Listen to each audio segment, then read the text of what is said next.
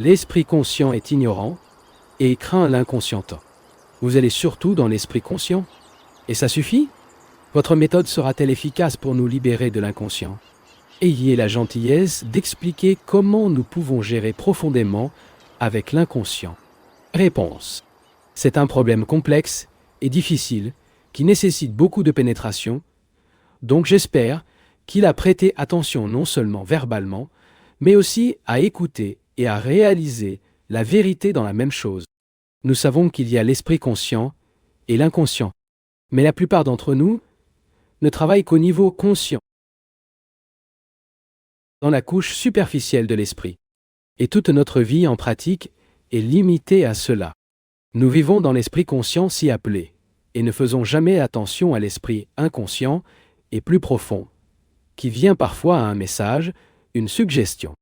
Mais cette suggestion n'est pas satisfaite, non falsifiée ou traduite, en fonction de nos exigences du moment. Mais Interrogando demande, vous allez principalement à l'esprit conscient, et ça suffit? Voyons ce qui est compris par l'esprit conscient. L'esprit conscient est-il différent de l'inconscient? Nous séparons le conscient de l'inconscient. Est-ce justifié? Est-ce vrai? Y a-t-il une telle division entre la conscience et l'inconscient? Y a-t-il une barrière précise, une ligne de démarcation où la conscience se termine et l'inconscient commence? Nous savons que la couche superficielle, l'esprit conscient, est active. Mais est-ce le seul instrument actif toute la journée? Maintenant, si je me dirigeais uniquement vers la couche superficielle de mon esprit, alors, bien sûr, ce que je dis n'aurait aucune valeur, n'aurait aucun sens. Et cependant, la plupart d'entre nous sont attachés à ce qui a été accepté par l'esprit conscient, qu'ils trouvent commode pour s'adapter à certains faits évidentiels. Mais inconscient peut se révolter, comme cela arrive souvent. Et donc il y a un conflit entre le conscient et l'inconscient. Notre problème est donc le suivant. Il y a en fait un état unique et non deux états, comme conscient et inconscient. Il n'y a qu'un seul état d'être, qui est la conscience. Bien que nous aimions le diviser en conscient et inconscient, mais la conscience est toujours du passé, jamais du présent. Nous ne sommes conscients que des choses déjà passées. Vous êtes conscient d'écouter un peu après le passé, n'est-ce pas? Et le comprend un instant après. Nous ne sommes jamais conscients de maintenant. Observez vos cœurs et vos esprits, et vous verrez que la conscience fonctionne toujours entre le passé et le futur, le présent étant un simple passage du passé vers le futur. La conscience est donc un mouvement du passé vers le futur. Ayez la gentillesse de suivre ce que je dis. La matière est un peu abstraite et difficile à donner des exemples en comparaison. Et penser aux comparaisons ne pense pas absolument, car les comparaisons sont toujours limitées. Nous devons penser de manière abstraite ou négative, ce qui est le moyen de penser le plus élevé. Si vous observez votre propre esprit, vous verrez que le mouvement du passé et de l'avenir est un processus dans lequel le présent n'existe pas. C'est le passé un moyen de s'échapper du présent, qui peut être désagréable. Maintenant, l'avenir est un espoir qui nous éloigne du présent. L'esprit vit donc occupé avec le passé ou le futur et secoue le présent. Autrement dit, l'esprit est conditionné par le passé, conditionné comme hindou, brahmane ou non brahmane, chrétien, bouddhiste, etc. Et cet esprit conditionné se projette à l'avenir. Pour cette raison, il n'est jamais en mesure de regarder directement et impartialement n'importe quel fait. Il condamne et rejette le fait ou l'accepte et s'y identifie. Dans des conditions telles qu'elle est naturelle, l'esprit est incapable de percevoir un fait comme un fait. Dans des conditions telles qu'elle est naturelle, l'esprit est incapable de percevoir un fait comme un fait. Tel est notre état de conscience, qui est conditionné par le passé. Et notre pensée est la réaction conditionnée au défi d'un fait. Et plus nous réagissons en fonction du conditionnement de la croyance, plus nous consolidons le passé. Cette consolidation du passé est sans aucun doute sa continuité avec le nom du futur. Tel est donc l'état de notre esprit, de notre conscience, un pendule qui oscille entre le passé et le futur.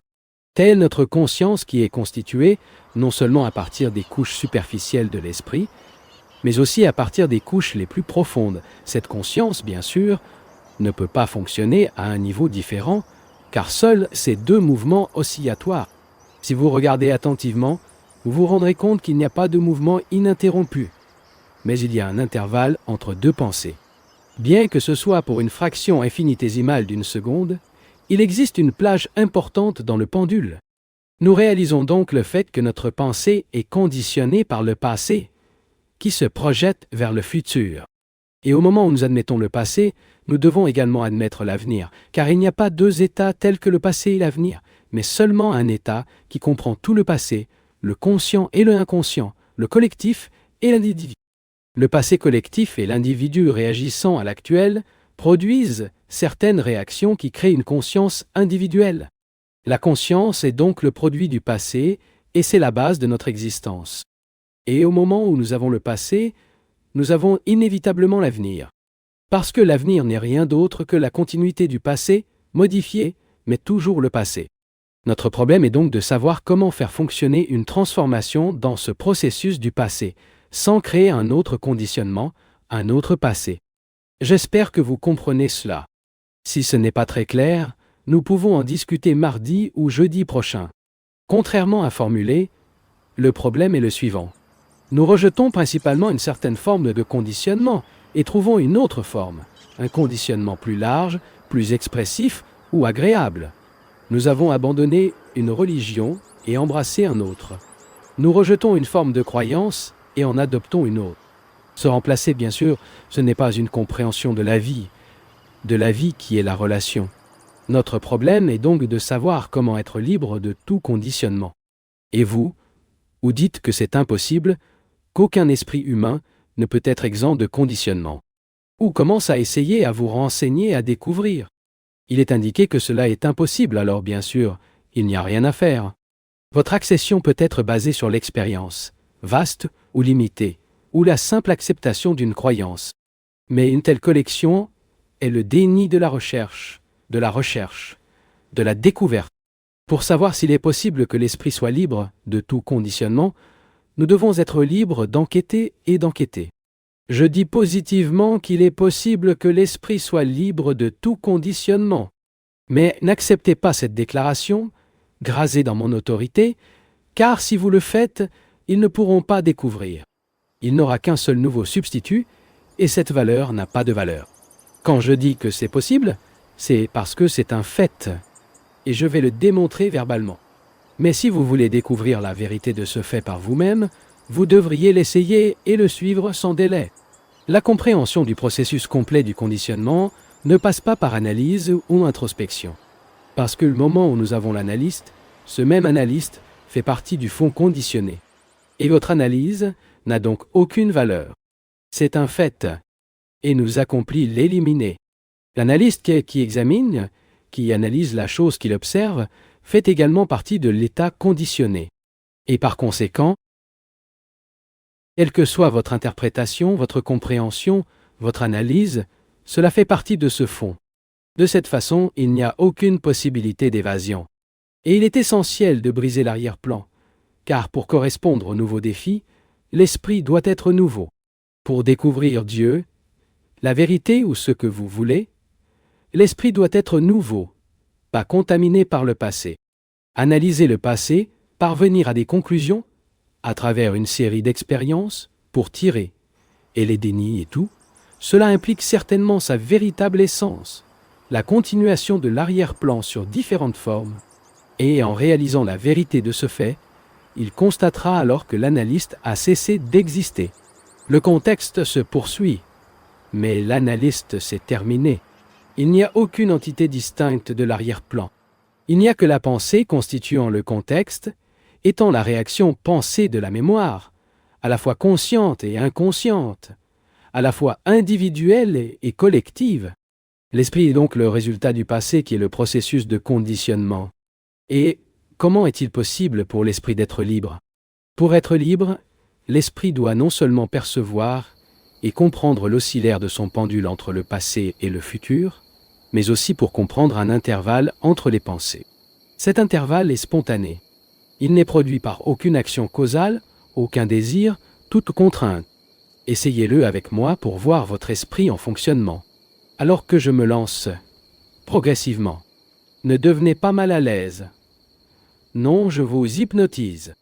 Je n'ai aucun intérêt à les fasciner ou à les influencer. Pourquoi? S'il est hypnotisé ou influencé, consciemment ou inconsciemment, deviendrez-vous mes disciples. Et, faisant mes disciples, ils vous détruiront, et moi. Et donc il n'y a pas d'amour entre nous. Quand il y a de l'amour, il n'y a pas d'hypnose, il n'y a pas de suiveur, pas d'instructeur, pas d'homme, pas de femme. Il n'y a que la flamme de l'amour. Et cet amour qui établit la communion parmi nous. Bien qu'il soit difficile, face à l'auditorium si grand, pour démontrer comment l'esprit fonctionne réellement, je vais essayer de le faire. Et vous pouvez essayer de voir par vous-même. Nous savons que la pensée est une réaction du fond de conditionnement. Considère comme un doux, comme un prasi, comme un bouddhiste, ou vous connaissez Dieu, comme quoi d'autre? Non seulement dans votre pensée consciente, mais aussi dans la pensée inconsciente. Vous êtes l'arrière-plan. Il n'est pas séparé, car il n'y a pas de réflexion réfléchie du fond. Elle est la réaction de ce contexte et ce qui appelle à penser. Ce fond, qu'il soit culte ou inculte, instruit ou ignorant, il correspond toujours à un défi, un stimulus. Et cette réaction crée non seulement le présent, mais aussi l'avenir. Tel est notre processus de pensée. Maintenant, si vous observez très attentivement, vous verrez que bien que la réaction, le mouvement de la pensée semble si rapide, il y a des inventes, il y a des intervalles entre les pensées. Entre deux pensées, il y a une période de silence non liée au processus de pensée. Si vous observez, vous verrez que cette période de silence, cet intervalle, n'est pas du temps. Et la découverte de cet intervalle, l'expérience complète de celui-ci, vous libère du conditionnement. Ainsi, comprendre le processus de pensée est la méditation. Ce que nous allons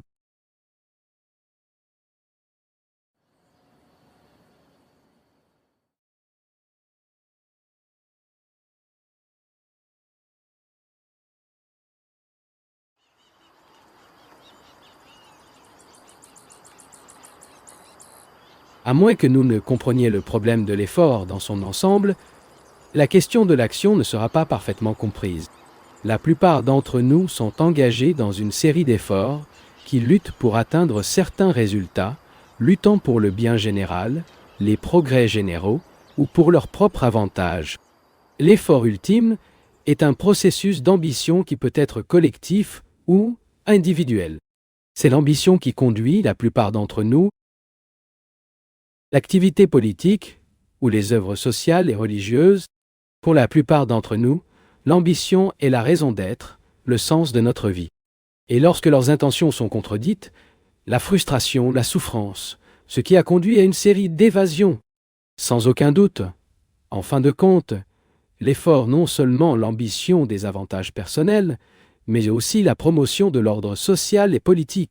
Et si nous ne nous éloignons pas de bons résultats dans des choses du monde, nous retournons à notre ambition, aux choses spirituelles. Si je ne comprends pas quelqu'un dans ce monde, je veux devenir quelqu'un dans l'autre monde. Et cela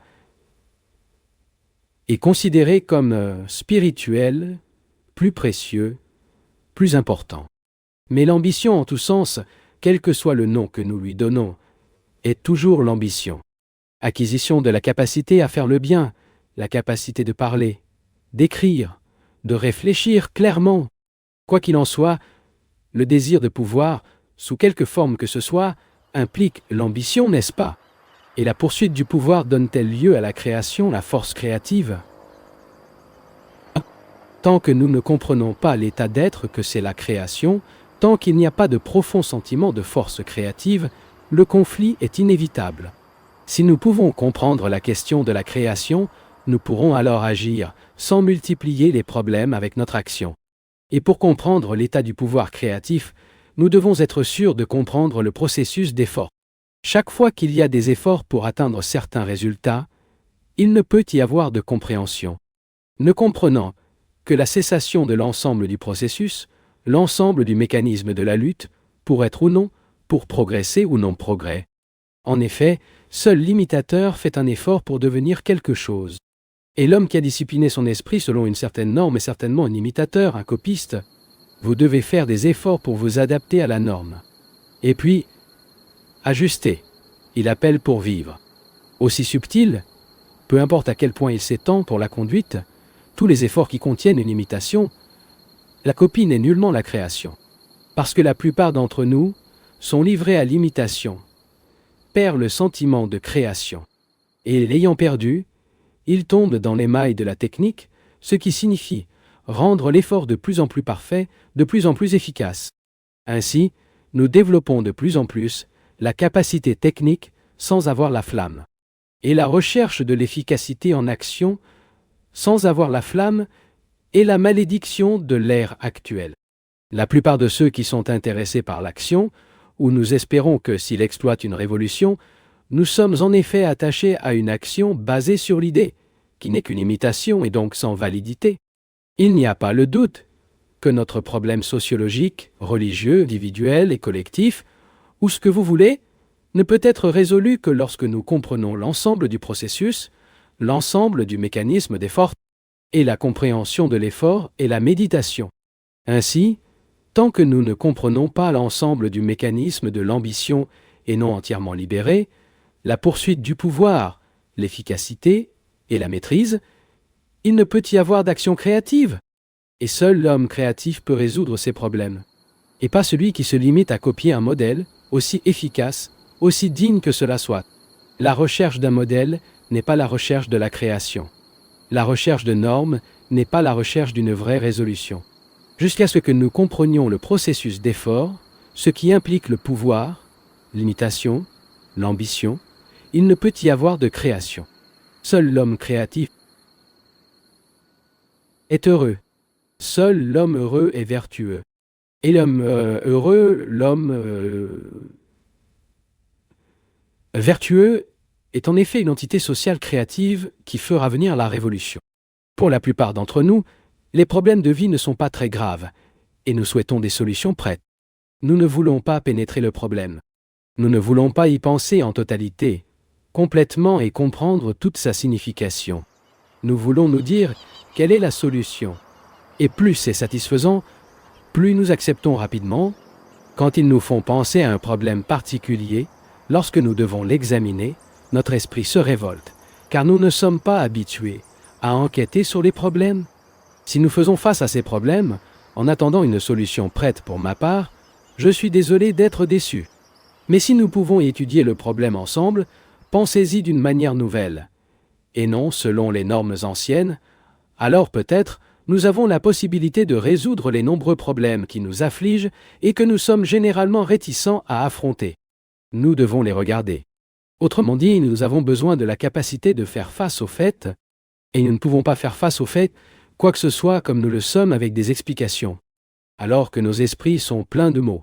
Ce sont les mots, les explications, les souvenirs, qui obscurcissent la compréhension du fait. Le fait est toujours nouveau, parce que le fait est un stimulus, un défi.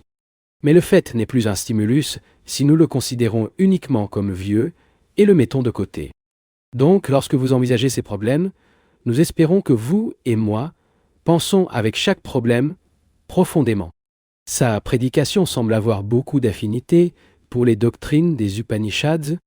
Pourquoi est-ce dérangé si quelqu'un fait des citations de livres sacrés? Voulez-vous impliquer que vous exposez quelque chose que personne n'a dit?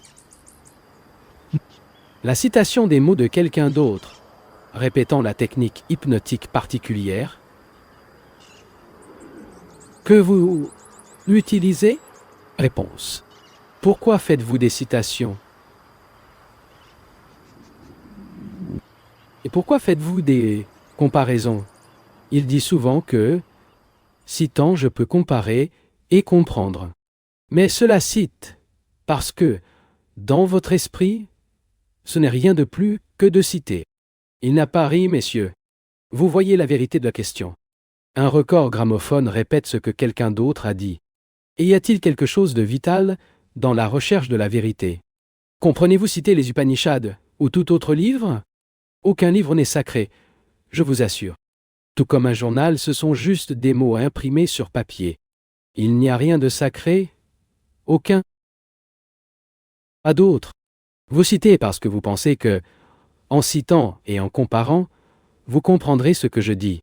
Nous comprenons quelque chose à travers comparaison, ou compréhension uniquement, lorsque nous faisons attention directement à ce qui est dit. Quand dire qu'Upanishad vous a dit ou que les autres vous ont déjà dit. Ce qui se passe vraiment dans votre processus psychologique. Déclarant que quelqu'un d'autre vous a déjà dit, vous n'avez plus à penser à la faire, non? Il pense avoir compris les Upanishads, et quand il compare ce que Upanishads a dit à ce que je dis, il pense que c'est la même chose et ne faisait plus attention au problème. C'est à ce moment-là qu'il se compare, c'est en fait à la recherche d'un état dans lequel il n'est pas dérangé. Après tout, si vous lisez les Upanishads ou la Bhagavad Gita et que vous pensez que vous les avez compris, vous pouvez les être satisfaits et les répéter. Et cela n'aura aucun effet sur votre vie quotidienne. Vous pouvez continuer à lire et à citer sans être dérangé et en toute sécurité. C'est alors une personne très respectable et peut continuer avec son mode de vie monstrueux et stupide. Et si quelqu'un vient et attire votre attention sur quelque chose, compare immédiatement ce qu'il dit à ce qu'il a lu et pense qu'il l'a compris. En fait, cela évite les perturbations. Et c'est pourquoi il se compare. Et c'est ce que je désapprouve. Je ne sais pas si ce que je dis est nouveau ou ancien. Je m'en fiche si quelqu'un l'a déjà dit ou non. Ce qui m'intéresse vraiment, c'est de découvrir la vérité de tous les problèmes. Pas selon les Upanishads ou la Bhagavad Gita, la Bible ou Sankara. Lorsque nous recherchons la vérité d'un problème, il est stupide de répéter ce que les autres ont dit. Monsieur, ce n'est pas une conférence politique. Et fondamentalement, la question est la suivante. Peut-on comprendre quelque chose par comparaison? Comprenons-nous la vie si nous avons un esprit plein de choses dites par d'autres personnes, si nous suivons l'expérience ou la connaissance de quelqu'un d'autre, ou seulement une compréhension lorsque l'esprit est silencieux, mais pas quand c'était calme? Il doit donc être insensible. Avec une demande, à la recherche, à la présentation, l'esprit devient inévitablement silencieux. Le problème révèle donc toute sa signification. Et seulement lorsque l'esprit est calme, si vous comprenez le sens du problème. Et pas quand nous comparons constamment, citons, jugeant et pensant. Positivement, monsieur l'homme de savoir, l'alphabétisation ne peut jamais connaître la vérité. Au contraire, les connaissances et les bourses doivent cesser. L'esprit doit être simple pour comprendre la vérité et ne pas être plein de connaître les autres ou leur propre agitation. Il n'avait aucun livre d'aucune sorte s'il n'avait pas les livres religieux ou sacrés. Que feriez-vous pour découvrir la vérité? Si vous deviez vous voir intéressé à le découvrir, vous devrez vous promener le cœur. Vous devriez chercher les lieux sacrés de votre esprit, n'est-ce pas? Il faudrait être soigneusement observé pour comprendre comment votre esprit fonctionne. Parce que l'esprit est le seul instrument qu'il dispose. Et si vous ne comprenez pas cet instrument, comment pouvez-vous le transcender? Certes, Seigneur, ceux qui ont écrit les originaux des livres sacrés n'auraient pas pu être des copistes, n'est-ce pas? Ils n'ont pas cité d'autres mots. Mais nous citons parce que nos cœurs sont vides, parce que nous sommes arides, et nous n'avons rien en nous. Nous faisons beaucoup de bruit, et nous appelons la sagesse. Et avec ces connaissances, nous voulons transformer le monde pour que nous fassions encore plus de bruit. C'est pourquoi l'esprit est très susceptible d'effectuer une transformation, est exempte de copies, d'imitations et de normes. Maintenant, l'interconidant demande la citation de mots de quelqu'un d'autre, répète la technique hypnotique particulière qu'il utilise. Suis-je en train de vous hypnotiser? Ne répondez pas, car un homme fasciné ne sait pas qu'il est hypnotisé. Le problème n'est pas si je vous hypnotise, mais parce que vous m'écoutez sans. Si vous n'écoutez que pour trouver un substitut, un autre guide, une autre image pour adorer et orner des fleurs, donc ce que je dis n'aura aucune utilité. Dont les murs sont déjà recouverts de portraits, ont déjà des images de profusion, et si vous écoutez parce que vous voulez plus de satisfaction, il sera donc hypnotisé, peu importe ce que je dis. En marchant à la recherche de satisfaction, vous trouverez les moyens qui vous donneront et seront hypnotisés comme cela se produit habituellement. Ceux qui croient au nationalisme sont fascinés. Ceux qui croient en certains dogmes concernant Dieu, la réincarnation, etc., sont fascinés par les mots, par des idées. Et vous aimez être fasciné, soit par quelqu'un d'autre, soit pour vous-même. Parce que dans cet état, il est sauvé des perturbations. En recherchant un état sans perturbation, que vous appelez la tranquillité d'esprit, vous trouverez toujours les moyens d'y parvenir. Le gourou, n'importe quel homme, tout ce qui vous donne ce que vous voulez. Cet état est appelé hypnose. Certes, ce n'est pas ce qui se passe ici, n'est-ce pas? En fait, ne vous donne rien. Au contraire, je dis, éveillez-vous de votre hypnose. Soit hypnotisé par vos Upanishads ou le gourou. Soyez libre d'eux. Observez vos problèmes, voyez la vérité des problèmes les plus proches et non les plus éloignés. Et comprenez vos relations avec la société. On ne lui dit certainement pas de vous hypnotiser. Au contraire, il est destiné à vous mettre en contact avec les faits et à vous faire voir les faits. Évitant le fait, échappant au fait, c'est le processus d'hypnose. Et pour cela, les journaux, le cinéma, les livres sacrés, les gourous, les temples, la répétition des mots et des prières. Le fait ne constitue pas une chose très extraordinaire. Le fait est qu'il explore, qui est responsable de toute la confusion dans le monde. Et vous êtes responsable, pas une certaine inadaptation économique. C'est le fait que vous ne voulez pas voir. Jusqu'à ce que vous souhaitiez voir le fait, il sera toujours fasciné. Pas pour moi, mais pour son propre désir, qui cherche toujours un moyen de ne pas être dérangé, de suivre le chemin habituel et de devenir respectable. Seigneur, l'homme respectable, l'homme religieux et l'homme fasciné. Car son refuge suprême est sa croyance. Et cette croyance donne invariablement la satisfaction. Ne dérange jamais, car sinon, il ne la garderait pas. Ainsi, c'est soit le désir de confort, de sécurité, de satisfaction, d'un état sans état, qui crée l'entité extérieure qui vous hypnotise. Ou il est fasciné intérieurement par son propre désir de sécurité. Mais pour comprendre la vérité, l'esprit doit être libre. La liberté n'est pas quelque chose qui est atteint par le dernier. Il doit être tôt. Mais nous ne voulons pas être libres au début, car cela nécessite une révolution intérieure, une perception stricte des faits à tout moment, nécessitant une vigilance constante de la part de l'esprit. Parce que nous ne voulons pas être éveillés sur les faits, nous recherchons les routes d'évasion habituelles, que ce soit des activités sociales ou une ambition personnelle. Et l'esprit qui est donné à l'activité sociale et à l'ambition est beaucoup plus hypnotisé qu'il n'est fermé que par sa propre initiative dans sa tribulation particulière. Mais les deux sont fascinés par leur propre volonté, par leur propre désir. Vous ne serez libre de votre auto-hypnose en comprenant le processus total, le processus complet de vous-même. Par conséquent, la connaissance de soi est le début de la liberté. Et sans connaissance de soi, il est perpétuellement dans un état d'hypnose.